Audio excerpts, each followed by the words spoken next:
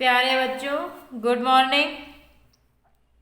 कल के लेक्चर में हम लोगों ने 6.4 एक्सरसाइज अपनी कंप्लीट कर ली थी। आज हम लोगों को 6.5 एक्सरसाइज स्टार्ट करनी है। लेकिन उसको स्टार्ट करने से पहले, जैसे हम लोग कोई भी चैप्टर स्टार्ट करते हैं तो कुछ फार्मूले हम लोगों को चाहिए कि ये एक्सरसाइज किस पर बेस है, कैसे लगेगी। उसी प्रकार से जो ये त्रिभुज वाला चैप्टर हम लोग पढ़ रहे हैं, उस चैप्टर में एक्सरसाइज को सॉल्व करने से पहले हमें क्या मिलती हैं? प्रमेय। ठीक, मिलती है कि नहीं मिलती हैं? तो चलो पहले हम लोग इस चैप्टर से रिलेटेड जो प्रमेय हैं उनको देखते हैं, उसके बाद अपना चैप्टर स्टार्ट करते हैं। ठीक है, क्या प्रमेय कह रहे? यदि किसी समकोण त्रिभुज के समकोण वाले शीर्ष से, कैसा त्रिभुज लेना है? समकोण, उसी में छिपा है पूरा, समकोण त्रिभुज लेना। और आगे क्या कह रहे हैं? समकोण वाले शीर्ष से। मान लीजिए ये हमने एक समकोण त्रिभुज ले लिया ABC, तो क्या कह रहे हैं? समकोण वाले शीर्ष से कर्ण पर डाला गया लंब, समकोण वाले शीर्ष से हमने कर्ण पर लंब डाल दिया, तो ये कह रहा है लंब के दोनों ओर बने त्रिभुज, दोनों बने हैं त्रिभुज की नहीं बने हैं, संपूर्ण त्रिभुज के समरूप होते हैं। हमें दोनों ओर त्रिभुज कौन कौन से बन रहा है? एक बन रहा है ADB, दूसरा बन रहा है BDC। हमें ये बताने हैं कि ये जो दोनों त्रिभुज हैं, बड़े वाले त्रिभुज, संपूर्ण त्रिभुज, बड़ा वाला त्रिभुज ABC के समरूप होते हैं। ठीक है, और परस्पर भी समरूप होंगे। बात आ गई समझ में कि नहीं? क्या होगा? त्रिभुज ABC समरूप त्रिभुज ADB, त्रिभुज ABC समरूप त्रिभुज BDC, त्रिभुज ABC, और परस्पर भी समरूप होंगे तो क्या हो जाएगा? त्रिभुज ADB समरूप त्रिभुज BDC। ठीक, ये चीज सिद्ध करनी है। तो ये जो चीजें सिद्ध करनी है ये हमारी अगली प्रमेय में मिलेगी और हम सिद्ध भी करेंगे। ठीक है, इसलिए यहाँ पे इसको हमने सिद्ध नहीं किया, केवल समझा दिया। देखो अगली प्रमेय कंटिन्यूअस करते हैं, देखिए अभी मिलती है कि नहीं। एक समकोण त्रिभुज में कर्ण का वर्ग, क्या अगली प्रमेय कह रहे? एक समकोण त्रिभुज में कर्ण का वर्ग शेष दो भुजाओं के वर्गों के योग के बराबर होता है।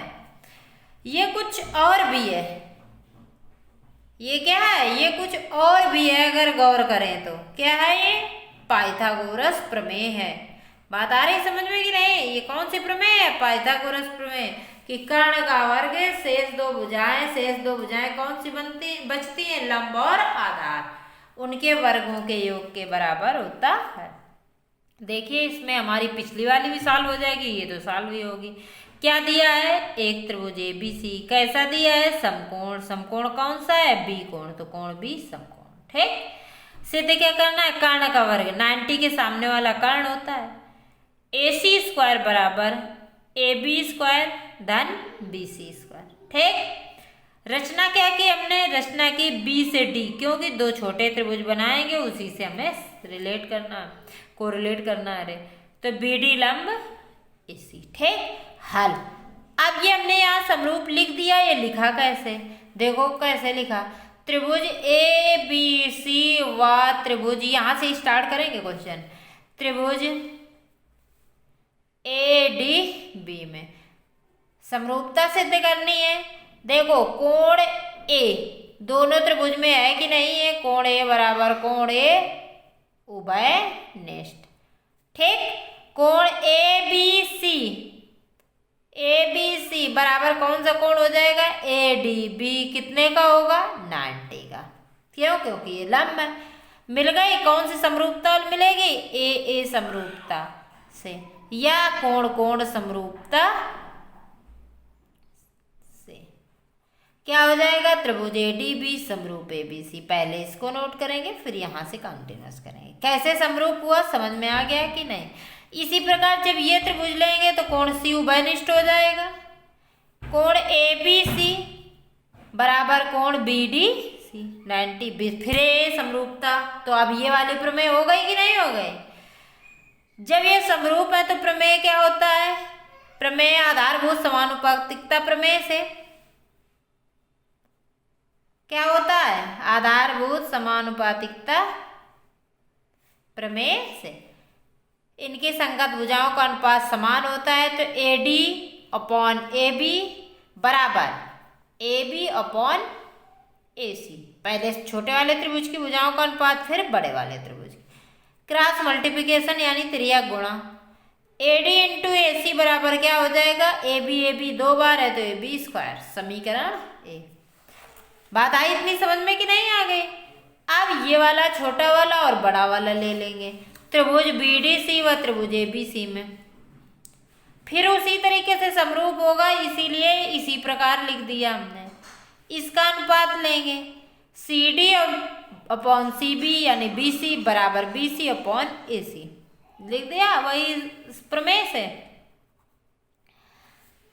त्रियक गुणा करा दिया।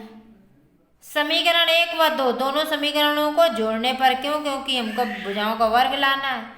AD into LHS AD into AC plus CD into AC बराबर AB स्क्वायर धन AC स्क्वायर, अरे BC स्क्वायर RHS हो गया। ठीक है, दोनों से AC कॉमन मिल रहा है, क्या बचेगा? AD प्लस CD, ये वैसे ही लिखा है। AD और CD को जोड़ दे तो क्या बन रहा है? AC, इतनी भुजा और इतनी दोनों जोड़ दे तो पूरी बन जाएगी AC गुणे AC स्क्वायर बराबर AB स्क्वायर धन BC स्क्वायर। हो गया सिद्ध कि नहीं? ऐसे ही तो सिद्ध करना था हम लोगों को। यही कर्ण का वर्ग बराबर शेष दो भुजाएं जो बचती हैं उनके वर्गों के योग के बराबर होता है। ठीक, इस प्रमेय को एक प्राचीन भारतीय गणितज्ञ, ये जो प्रमेय है इसको एक भारतीय गणितज्ञ ने पहले ही खोज दिया था 800 ईसा पूर्व लगभग, और उनका नाम क्या था? बौधायन।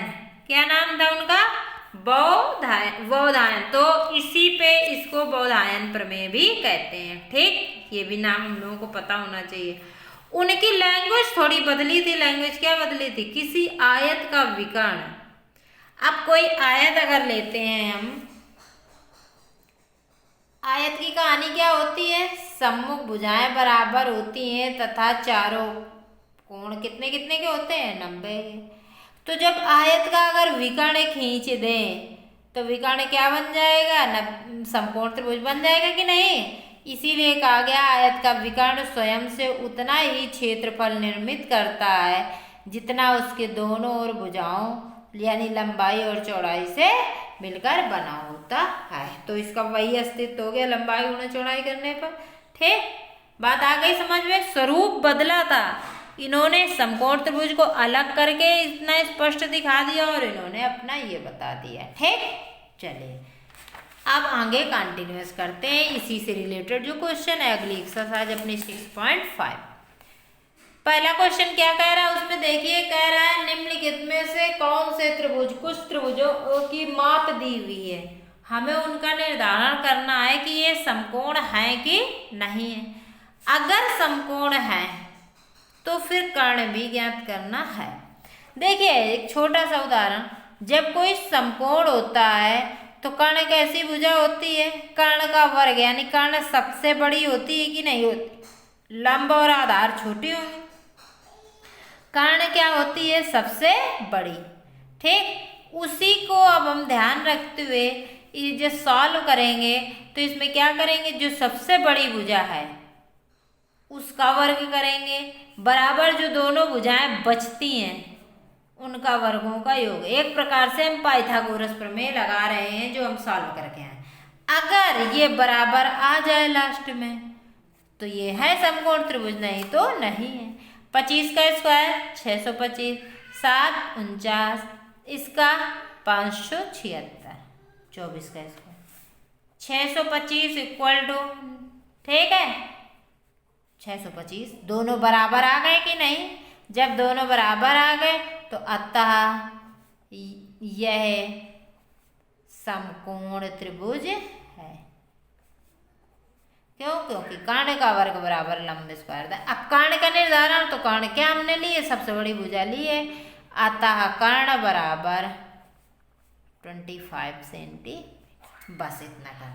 अगर ना है बराबर तो यहाँ बराबर के निशान को ऐसे काट देना लास्ट वाली लाइन में, डज नॉट इक्वल टू, और लिख देना यह समकोण त्रिभुज नहीं। ठीक, इतना आप लोग इसके सारे पार्ट सॉल्व करिए, कुछ प्रॉब्लम हो तो बताइएगा, अगले वीडियो में कंटिन्यूअस करते हैं।